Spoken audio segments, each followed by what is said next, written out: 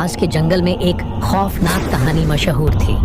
कहते हैं उस जंगल में रात के अंधेरे में एक औरत की चीखें सुनाई देती थीं, जिसे सुनकर लोगों के रोंगटे खड़े हो जाते थे। गांव वाले उस जगह से दूर रहने की कोशिश करते थे, लेकिन उनके भीतर एक डर हमेशा रहता था। कई साल पहले की बात है, जब इस गांव में एक सुंदर औरत रानी अपने पति के साथ रहती थी। रानी बेहद खुशमिजाज और हंसमुख थी, लेकिन उसका पति विक्रम बेहद क्रूर और जालिम था। वह अक्सर रानी पर शक करता था और छोटी छोटी बातों पर उसे मारता पीटता था। रानी की जिंदगी विक्रम के साथ एक नरक बन गई थी, लेकिन वह अपने हालात को किसी से नहीं कह पाती थी। एक दिन विक्रम को शक हुआ कि रानी का किसी और से रिश्ता है। उसका गुस्सा 7वें आसमान पर पहुंच गया। उसने बिना सोचे समझे रानी को जंगल के अंदर ले जाकर पेड़ से बांध दिया और उसे बुरी तरह से पीट पीट कर मार डाला। उसकी दर्द भरी चीखें पूरे जंगल में गूंज उठी, लेकिन कोई उसकी मदद के लिए नहीं आया। विक्रम ने रानी की लाश को वहीं जंगल में फेंक दिया और वापस गांव आ गया। उसने लोगों से कहा कि रानी कहीं गायब हो गई है। रानी की मौत के बाद से ही जंगल में अजीब घटनाएं होने लगीं। रात के समय लोगों को जंगल से औरत की चीखें सुनाई देने लगीं। कई लोगों ने दावा किया कि उन्होंने एक सफेद साड़ी पहने औरत को जंगल में भटकते हुए देखा है। उसकी आंखें आग जैसी जल रही होती थीं और उसका चेहरा खून से सना होता था। वह किसी को पास आते ही गायब हो जाती थी। गांव में डर का माहौल बन गया। लोग जंगल से दूर रहने लगे और रात में तो कोई भी उस ओर जाने की हिम्मत नहीं करता था। लेकिन विक्रम को कोई डर नहीं था। वह हमेशा की तरह जंगल के पास से गुजरता। धीरे धीरे आइए पिताजी, गांव का रास्ता बिल्कुल ठीक नहीं है। अरे रास्ता, अभी तो दोपहर है, पता नहीं अभी क्या करूं और कहां जाऊं। अच्छा बेटा अमल, हम लोग कहाँ जा रहे हैं? ये इतनी धूप में मुझसे चला नहीं जा रहा है। मुझे खुद नहीं पता है माँ, आपको क्या बताऊं। हे भगवान, हमें ये क्या सजा दे दी आपने। अरे ये क्या अमल, दोपहर को पूरे परिवार के साथ तुम कहाँ जा रहे हो? अब अपनी दुख भरी कहानी क्या ही बताऊं निर्मल भैया, सब हमारा ही दुर्भाग्य है ये। क्यों, क्या हुआ क्या है? अब क्या ही बताऊं भैया, गांव के महाजन हरी मुर्शिदी से पिताजी ने पता नहीं कितने वक्त पहले उधार लिया हुआ था, लेकिन बहुत कोशिशों के बावजूद वो उधार नहीं चुका पाए। और इसीलिए महाजन ने अपने लोगों को भेजकर हमारा पूरा घर बार हमसे छीन लिया। हमें हमारे ही घर से उन्होंने निकाल दिया बेटा। पता नहीं अब हम कहाँ जाएंगे, क्या करेंगे, कुछ समझ नहीं आ रहा। आहा, ये तो बड़े ही दुख की बात है। अपने बूढ़े माँ बाप को लेकर तुम कहाँ कहाँ ठोकरे खाओगे। अब क्या कहूँ भैया, प्रभातपुर गांव में माँ की नानी का घर है, अब उसी तरफ जा रहे हैं। क्या प्रभातपुर? वो तो यहाँ से करीब करीब 10 किलोमीटर दूर है। इतनी खतरनाक धूप में तुम लोग वहाँ कैसे जाओगे? निर्मल भैया, और क्या करूँ बताइए, इतनी मुश्किल घड़ी में कौन हमारा साथ देगा। अच्छा सुन, मदनपुर गांव के किनारे में एक मेरा छोटा सा घर है। अगर तुम लोगों को कोई आपत्ति ना हो तो तुम लोग वहाँ जाकर रह सकते हो। महीने में जितना पड़े उतना किराया दे देना, चलेगा मुझे। आपत्ति? अब कैसी आपत्ति निर्मल भैया, ये तो हमारा सौभाग्य है। अब पता नहीं आपका शुक्रिया अदा कैसे करें। अरे कौन सी बड़ी बात है। वो चाचा, मैं कह रहा था कि अगर किराया थोड़ा पहले मिल जाता तो वो। जी बेटा, ये लो, मेरे पास सिर्फ 20 रुपए हैं। तुम्हारे कारण आज हमें पेड़ के नीचे रात नहीं गुजारनी पड़ेगी। सच में बेटा, तुम कोई इंसान नहीं हो, तुम तो साक्षात फरिश्ता हो, साक्षात फरिश्ता।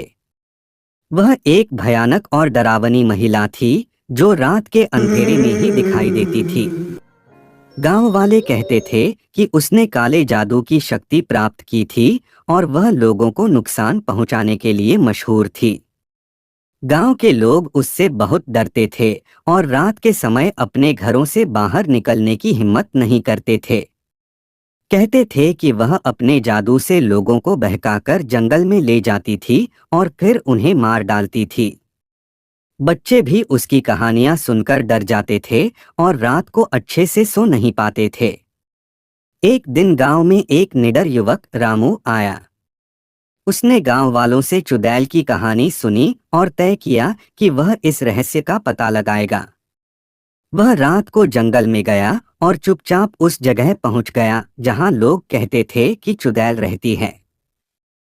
वहां उसने देखा कि एक बूढ़ी औरत रुदाली की, जो उनके बस्ती की मुखिया थी। उस रात सन्नाटा कुछ ज्यादा ही था। रेगिस्तान से आती हुई ठंडी हवाएं बदन को मानो चुभ रही थी। हाथों में लालटेन पकड़े हुए बावरी तेजी से चल तो रही थी, पर झाड़ियों से आती आवाजें बता रही थी कि अंधेरे में बसने वाले कई जानवर आसपास मौजूद है। बावरी को उस रात हीरामन सेठ के घर बुलाया गया था। हीरामन सेठ के छोटे भाई मोतीलाल की अचानक मौत हो गई थी और बावरी उसी घर मातम मनाने जा रही थी। बाकी रुदालिया कुछ देर बाद हीरामन सेठ के घर पहुंचने वाली थी। दूर से बावरी को हीरामन सेठ का घर दिखाई दिया और उसकी चाल जरा सी धीमी हो गई। बावरी एक अनुभवी रुदाली थी। मौत का साया उसे दूर से ही महसूस हो जाता था। बावरी ने एक बार अपने हाथ पर बांधा हुआ ताबीज छुआ और आगे बढ़ी। चलिए ना, अंदर चलिए। हाँ। बावरी आ गई। चलो शुरू करो, हमारे पास ज्यादा समय नहीं है। मोतीलाल जी की अचानक कैसे मौत हो गई? ये जानना तुम्हारे लिए जरूरी नहीं है बावरी।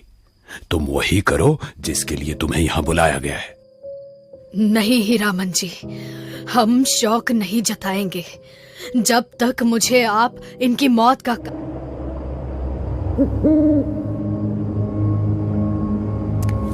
सुनिए। आपने शोक जताने से मना क्यों किया? छाया, समझ आने के बाद से हम यही काम करते आ रहे हैं। यूं समझो जिंदगी से ज्यादा हम मौत के साथ रहते आए हैं। इतने सालों में मौत से इतनी गहरी पहचान हो गई है कि उसके हर पहलू हम जान सकते हैं। मोतीलाल की मौत अघोर मौत है। उसके शव पर रोना खतरे से खाली नहीं। मुझे ये महसूस हुआ कि जो उसके शव पर रोएगा उसका अंजाम अच्छा नहीं होगा। मैं नहीं चाहती मेरा कोई भी साथी खतरे का सामना करे। चलो। बावरी ने शायद उस रात बस्ती की रुदालियों को बचा लिया, लेकिन आने वाले दिनों में उन पर क्या गुजरने वाली थी, इस बात का किसी को कोई अंदाजा नहीं था। अगले दिन से ही बस्ती का माहौल बदला बदला सा लगने लगा। दिन तो ठीक ठाक कटता था, लेकिन रात में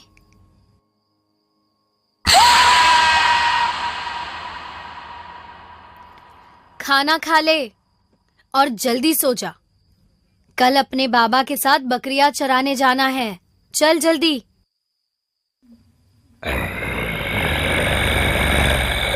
माँ, कैसी आवाज है? चुप रहो।